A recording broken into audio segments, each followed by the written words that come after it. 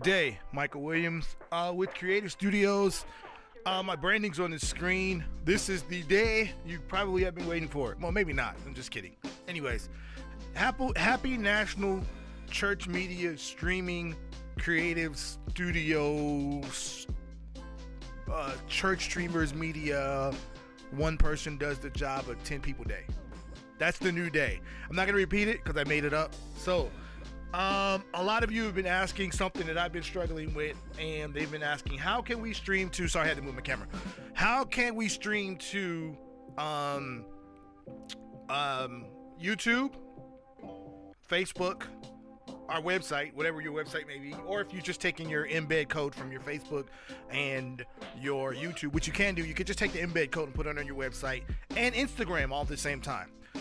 And so it was a struggle to trying to find out how to do this, but I have I think a solution. Now this is a very, very advanced solution, maybe not as advanced as some other type of programming methods, but it's pretty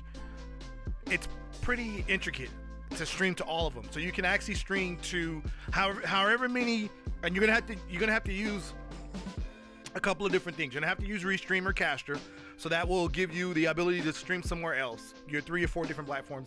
And then you're probably gonna have to use either one of 2 sources. You're gonna have to either use a website called instafeed.me, which I'll put on the screen, or you're gonna have to use Yellow Duck to pull this off. If you pull this off, you're gonna be able to stream to all of these multiple platforms at one time, and I'm gonna show you how to do it. So the easiest way to tell you how I figured it out, and maybe this is just Windows user, I don't have a Mac, so I don't know, but I just simply, and I'll show you my screen, I just ran a second instance of OBS.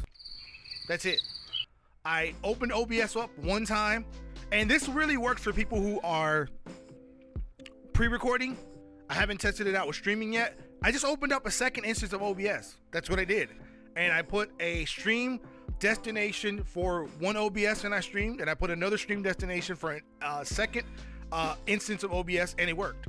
And so on my screen, you'll see on the left side is my first instance of OBS. And if I hit studio mode, you'll see right here that this is actually studio mode for, it's gonna probably break up a little bit on your screen, but it's actually a studio mode for the left side of OBS. So that's one instance of OBS.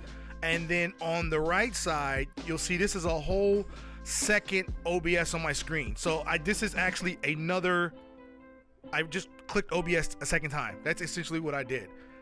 All I did here, so I go into settings here, right?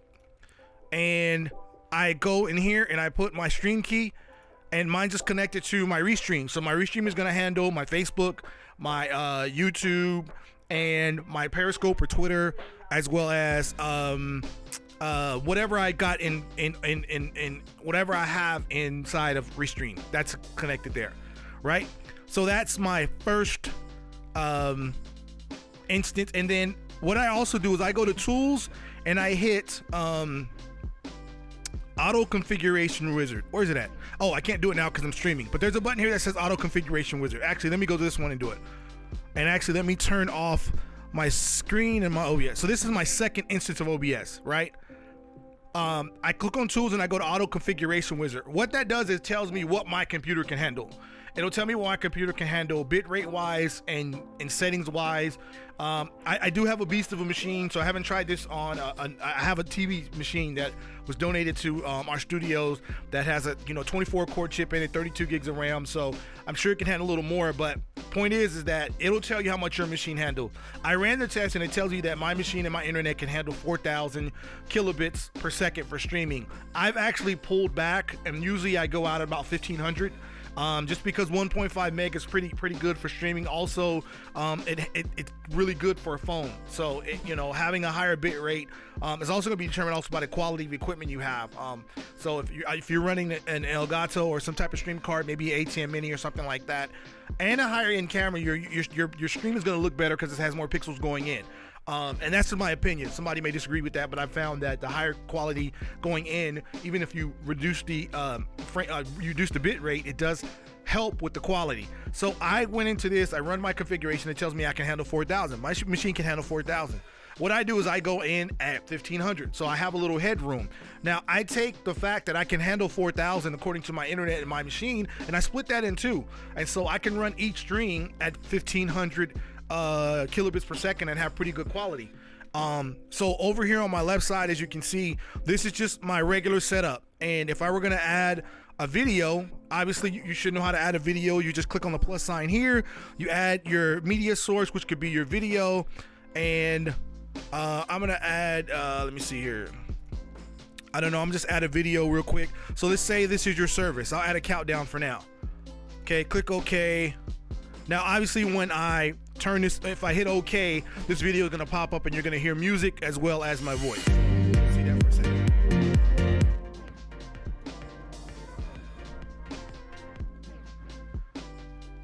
So I just muted that. I'm gonna move that over here. So this would be your video that you're gonna play for your service. Let's just full screen it. If you hit Control F, or I think Option F on the Mac, you'll see your video play. And actually, just for the sake of argument, let us play a service. So I'm gonna play an actual service that I've recorded, and you guys get to see all this. This is where some of my services are. So I'll just play a Bible study here, and I'm gonna click OK, and it's gonna play a Bible study. No sound. I turn the sound off. So that's gonna be your first set of streams going to your Restream or whatever it is. All right, I'm gonna turn that off for now because I'm on actually not in studio mode, I'm in live mode, so whatever I do is actually going to pop up on the screen. Now on the right side in my screen, you'll see my second instance of OBS. So just imagine that for the sake of argument, I'm gonna take I did an overlay just to cover it up. I'm just gonna cover this up real quick. I'm gonna move my camera up above that so you can tell that I'm working in my second instance of OBS. And let me take my cover and just move it over so you know that I'm working exclusively in my second instance of OBS. And when I mean my second instance, I clicked on OBS, I started it, then I clicked on it again. It said that there's an instance already running. Do you want to launch anyway? And I clicked yes. All right. So I have my first instance set up to go to Restream, whatever, YouTube, whatever. Okay. On my second instance of OBS, I'm gonna load some videos here, and I've already got the videos loaded. So I loaded a VLC playlist which plays a bunch of videos in a row, and I have them playing right here. So now when you go to Yellow Duck or when you go to instafeed.me, it's gonna actually play your video based on the size of your screen. Now what I recommend is, this is what I've been doing. I've taken a little template that I made in Photoshop, and this basically tells me what a 1920 by 1080 phone would look like, but it's vertical. So this actually is 1080 by 1920. Okay, so this is what this is the only real estate you have to stream to Instagram. Now, I turn my video back on, which is here, and I'm gonna size this down to fit, within the confines of that template, which would be right here. So this is essentially what your feed would look like going to Instagram. That's it.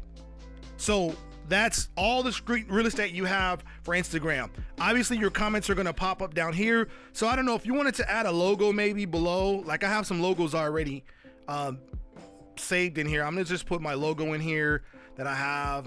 And I'm gonna just drop it here. It doesn't have to be black. This doesn't have to be, I mean, the background on the phone is gonna be black anyway.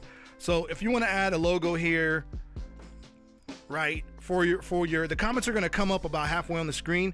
So if you want to add a logo here and maybe another, I don't know, whatever you want to add here. Like for me, I have a lot of stuff already set up because I'm doing streaming and different things all the time. I'm gonna add, let me see. I have a lower thirds already ready. Oh, actually, let me change that out to actual. I changed that to my contact information. So this is my contact information. I'm gonna click OK, and it's gonna reset. Cool. So I'm gonna. There it goes. It's in the middle of the screen. I'm gonna bring that down. So this doesn't have to be a live lower thirds. It can be just static information. But that would be your setup for your Instagram. And so your Instagram is basically set up to 1080 by 1920. Your comments will come up at the bottom. Now in instafeed.me, the way it's set up is that you can actually turn your comments on or off. I don't know if that works for Yellow Duck, but it does work for instafeed.me. You can turn off the comments. So I will pull up how it looks. So here's instafeed.me.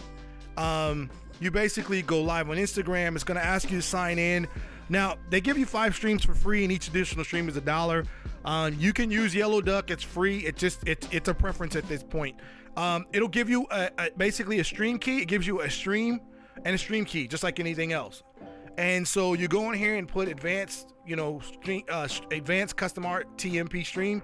Once you start, it'll give you a stream key. You just cut and copy that and put that into your settings for your second instance of OBS, which I'm going to go over here and I'm going to click on settings, and you'll see that it's go to stream, and you put in that URL, and then you put in that stream key, and then you click stream. And now you're streaming to your regular service, which is going to be your Restream or your Facebook or your YouTube or whatever you have set up on the left side of the screen. And then you're streaming to your Instagram. Now, a benefit that you can do if you use instafeed.me, and I'm not getting endorsements or anything for any of that, so I don't think that I have a preference over one or the other. Another thing I found that works for me is I simply turn off everything below my feed. I right click on my Instagram playlist or video, whatever it is. I go to transform and I rotate that 90 degrees clockwise. Then I go here and I resize the video so that it plays like this. Now, the benefit is that you can essentially, you force people to flip their phone, which is fine, and they get a full screen view of your you get a full screen view of your images as far as your video or whatever it is. But also, because you can turn the comments off, people are able to actually watch your entire service like this versus having to watch it like this. And so if the comments are important to you, then you would leave it the normal size, which is going to be the 1920 by 1080 across the top of the screen. If you're gonna want to do it to where you want them to watch it full screen and have a little bit more real estate, then I would just flip it this way, and most people flip their phone, and that's essentially how you do it. I was able to launch 2 instances of this software. I was able to run both of them at the same time. My CPU usage was at like 6%. And running about 1600 on both instances. I was streaming to basically 4 different places at once. My Instagram was getting a mobile version of the was getting a mobile version of the stream that was playing horizontally on my phone, and then my Facebook and my business Facebook and my YouTube were all getting a full-size version. So that's how I've figured out, at least for me, how to stream. So I got to interrupt the video. Hold on. Let me turn my audio down a little bit on the microphone. Check. Oh, look there. So I do have to warn you on this video a few things. One, if you use instafeed.me, that it does have a 60-minute time limit on your streams. Once you go over 5, it does ask you to pay $1 per stream, which it really isn't much. That would be like $4 or $5 a month, because that's pretty much about the amount that most of us stream for our churches and our ministry. Also, there's some talk about possibly using Yellow Duck or InstaFeed. There's another service out there that it could be against the terms of services for Instagram because of their API or something like that. I'm not totally sure, but for now, a lot of people have been using Yellow Duck as well as Instagram Live, and I sense because there's so many people using these streaming services that they probably won't do anything about it. But that's just a warning I give you, but a lot of people are still using it. So if you are using it, just be cognizant of those things, and be cognizant that if you're doing pre-recorded content, try to keep it under 60 minutes, because that's kind of the sweet spot now with most services. A good hour is a great time for people to be able to watch and listen to your service or whatever it is you're doing. So just had to give you that update or that warning. So getting back to the video. And then my Facebook and my business Facebook and my YouTube were all getting a full-size version. So that's how I've figured out, at least for me, how to stream to instances. Now, that seems like a lot to stream to just add Instagram. It does seem like a whole lot. The other benefit is, or the other option is, you can just have your regular service, and I believe Instagram lets you upload a video up to 60 minutes. If not longer, on the IGTV. You can upload another version of your service afterwards and just let people watch it that way. Or if you want to be live and all at the same place, then you can do it this way. So that is my tutorial for the day. You can use Yellow Duck or instafeed.me, and you can use, at least from my experiences, you can use 2 instances of OBS. And in one instance, I stream full size to all of the platforms that I wanted to go full size to, and on the other instance, I actually stream, you know, a different size canvas, and it worked. So it worked for me. I hope it works for you. If you have any questions, my email is at the bottom of the screen. My phone number is at the bottom of the screen. You can actually call me or text me. That's my real number. You can inbox me, or you can contact us on Facebook at creativestudios.com. And we're here to help. So continue to serve your community, serve the kingdom and everything that you're doing. And you guys have a great day.